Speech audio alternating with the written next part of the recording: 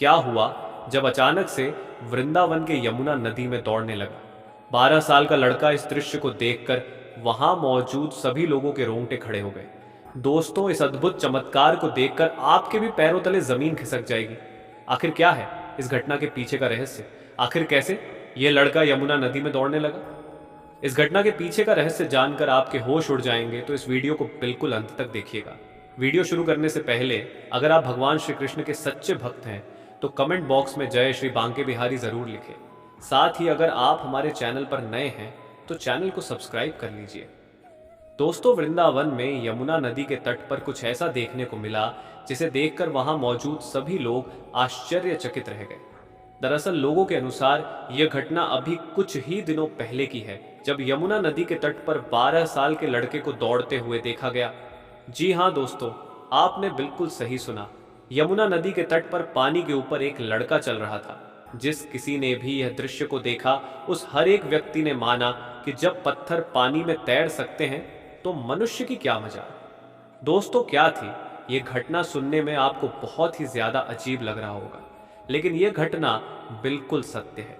कहते हैं कि यदि एक बार किसी पर भगवान श्री कृष्ण और राधा रानी की कृपा हो जाए तो फिर उसे भवसागर को पार कर लेने के बराबर शक्ति आ जाती है।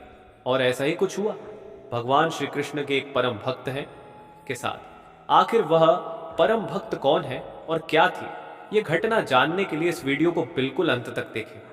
दोस्तों, वृंदावन के यमुना नदी के घाट पर एक नागा साधु रहा करते थे, जो कि भगवान श्री कृष्ण के साथ साथ राधा रानी जी के बहुत बड़े भक्त थे।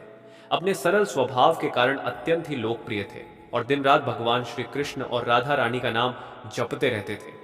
दोस्तों, वृंदावन से ही कुछ दूरी पर एक गांव से जुगनू नाम का लड़का उस साधु महाराज के लिए खाना लाया करता था। सबसे पहले जुगनू उन्हें नागा साधुओं को खाना खिलाता और उसके पश्चात ही बाकी साधुओं को भोजन करवाते थे। एक दिन जुगनू खाना लाने में लेट हो गए। तब साधु ने जुगनू से देर से आने का कारण पूछा तो जुगनू बताता है, आज नदी पर मुझे नाव मिलने में देरी हो गई।